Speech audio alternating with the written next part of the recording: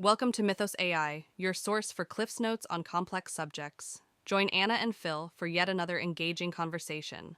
All right, so today we're diving into the world of AI, and I mean this is a good one, so buckle up because we're going deep on this one. All right. Dario Amodei. Okay. You might be thinking who? Yeah. But trust me on this. This is not just some Right. random tech bro. This guy, Okay. he's a straight up AI heavyweight. Yeah, when you sent over the bio on this guy, I was like, okay, this is going to be good. Yeah, this is not your average AI story. What's interesting about Amodei is that his path to AI stardom, it's not the usual, right? This isn't some college dropout turned, Silicon Valley's CEO. This guy, he dove headfirst into academia. Really? Oh, yeah, physics, biophysics, neuroscience. Wow. He was figuring out, like, the brain and neural networks way before AI was, like, the, Right. The buzzword. the But I was going to say, he was way ahead of the curve. Oh, there's like- light years ahead. Yeah. So are you saying this guy was, like, saying? Practically hardwired for AI from the get-go. Yeah. I mean, just look at this. His undergraduate thesis at Stanford, Yeah. particle systems. Rouse. That's next level stuff. That's insane. Even for physics whizzes. Okay, that's some serious brain power right there. It shows how much he was already, like, into understanding Right. the nuts and bolts of complex systems, which, leads straight to AI. Yeah. But here's the thing. Amodei, he didn't just want to watch these systems from afar. Right. He wanted to, like, get in there, Right. crack their code, recreate them, Anchor. maybe even make them better, Right, so we've got, like, this academic rock star. Yes, Right? totally. But how does someone like that end up at, well, Google? Right. Wasn't that, like, the place to be back in the Oh, day? absolutely. Google, it was like the AI magnet. Yeah. And, his time at Google Brain and then later at Baidu. Mm-hmm.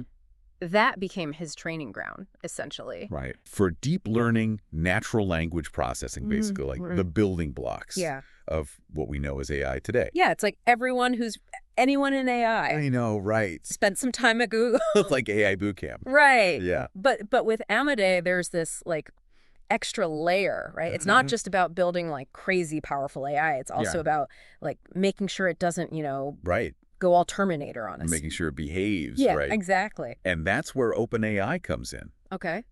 He joins them as VP of research. Huge. And he becomes, like, a driving force Right. behind some of their, like, most groundbreaking projects. Mm-hmm. But even back then, like, he was already, Right. raising red flags, Really? asking those tough questions Yeah, interesting. about, like, safety and responsibility. Wait, hold on. Are we talking about the same OpenAI that, like, unleashed GPT-2 Yeah. and GPT-3 on the world? Like those language models that had everyone freaking out Right. about how AI could write poetry and code and even hold a conversation like a real person. Oh, yeah, the one and only. Wow. But here's where Amodei's, commitment to responsible AI really shines through, right? Okay. They actually held back on releasing the full GPT-2 model. Really? At first, Wow. they were, like, genuinely concerned Interesting. about the risks of something that powerful Wow. falling into the wrong hands. That's a gutsy move, right? It was a big deal. To, like, say, we built this incredible thing, Right.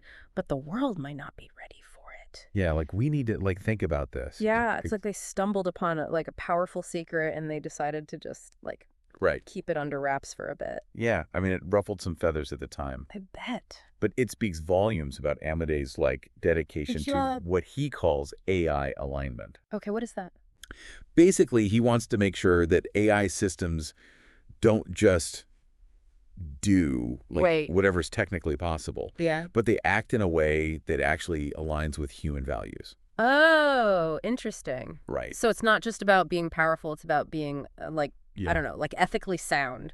You got it. Okay. And this, like, this becomes a recurring theme Right. in Amodei's work. Right. Right.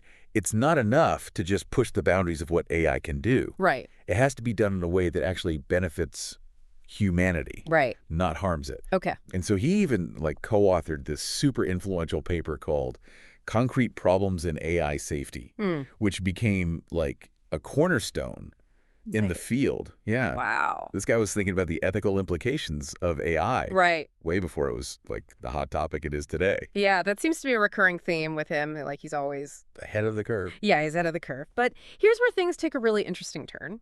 Amodei doesn't just point out problems. He rolls up his sleeves and tries to fix them. Right. And that leads us to his decision to leave OpenAI and start his own company, Anthropic. And it wasn't just a career move, right? The sources you shared suggest there were some fundamental disagreements about, the direction OpenAI was headed. Really? Especially when it came to the ethics of AI. You're telling me he walked away from OpenAI, one of the biggest names in AI, because he felt that strongly about it? Yeah. That's serious dedication. So what was the sticking point? The heart of the issue was the commercialization of AI and how to make sure it's, developed safely and ethically. Right. Essentially, Amodei felt that OpenAI was starting to prioritize profits over principles. Wow. Talk about putting your money where your mouth is. But what did he do? Just start another AI company? He did, but with a twist. Okay. He and a team of brilliant minds, people who shared his vision, created Anthropic, but they structured it in a really unique way. They made it a public benefit corporation. Oh, what now? That sounds pretty official. What does that even mean? It means they're legally obligated to balance public benefit with profit. It's like baking their ethical commitments right into the company's DNA, ensuring that social good is always a top priority. Okay, that's really cool. So Anthropic is out to save the world with AI, but what are they actually building? What's their claim to fame? Their flagship project is called Claude, and you can think of it as like their answer to GPT. Okay. It's a family of large language models, but here's the really cool part. They're using an approach they call constitutional AI. Constitutional AI. All right, you've got my attention. It sounds like they're teaching AI about the Bill of Rights or something. It's not that far off, actually. Imagine giving an AI system a constitution, a set of fundamental principles and guidelines to help it make decisions that are ethical and aligned with human values. Right. Instead of just focusing on what AI can do, they're focused on what it should do. So it's not enough for this AI to be able to, say, write a killer screenplay or design a website. It also needs to understand that it should use those abilities for good. Precisely. And Amodei believes that being open and transparent about their methods is crucial for building trust. In fact, they even named their Claude models after Claude Shannon, a pioneer in information theory. It's like they're saying, look, we're not just throwing darts at a board here. We're building on the work of giants, and we want you to know it. Exactly. And this commitment to transparency directly connects to another key area of Amodei's work, making AI more interpretable. Okay, break it down for me. Interpretable how? What does that even mean in the world of AI? Amodei wants to pull back the curtain on AI to make it less of a mysterious black box. He believes that if we can't understand how these increasingly complex systems are making decisions, how they're arriving at their conclusions, we can't truly trust them. That makes total sense. It's like, would you trust a doctor who couldn't explain your diagnosis or a chef who wouldn't tell you what's in their secret sauce? Exactly. Amodei understands that for AI to be truly beneficial, it needs to be something we can understand and work with, not just a powerful tool we blindly trust. And this isn't just some abstract philosophical debate for him. He's actively involved in shaping AI policy and regulation, putting his ideas into action. Wait, so he's not content with just building better AI in the lab. He's out there trying to influence how we actually govern AI as a society. He's the real deal.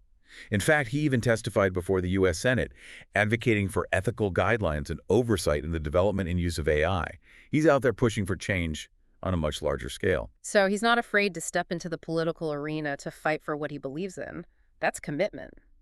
Speaking of commitment, remember that whole leadership shakeup at OpenAI a while back? How could I forget? It was a major turning point for the company. But get this, the sources you shared mentioned that Amodei was actually approached to potentially lead OpenAI after that whole thing went down. They even hinted at a possible merger with Anthropic. Wow, talk about an I told you so moment. They could have had it all. Right. But here's the kicker. He turned them down. Can you believe that?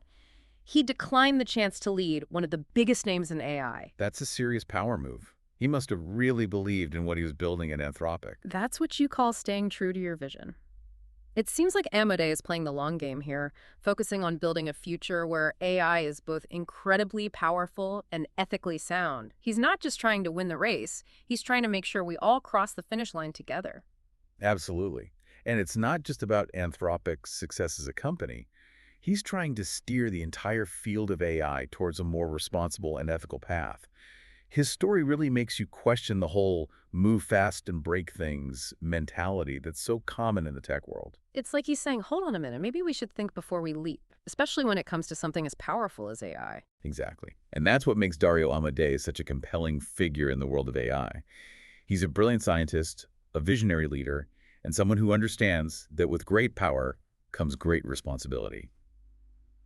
He's a reminder that we have choices to make when it comes to AI, and those choices matter.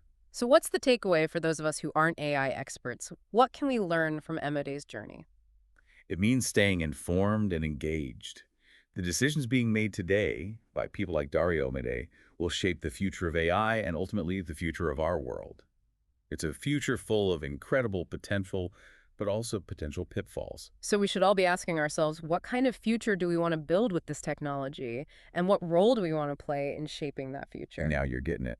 It's not just about the scientists and tech CEOs, it's about all of us. Well, on that note, I think we've given our listeners a lot to think about today. This deep dive into Dario Amodei's life and work has been eye-opening, to say the least. He's a true pioneer, blazing a trail for ethical and responsible AI development. Well, absolutely. It's a reminder that the future of AI isn't set in stone. It's being written right now. And we all have a say in how the story unfolds. Thanks for listening to Mythos AI. Stay tuned for more concise insights. And remember to hit the like button and subscribe for future episodes.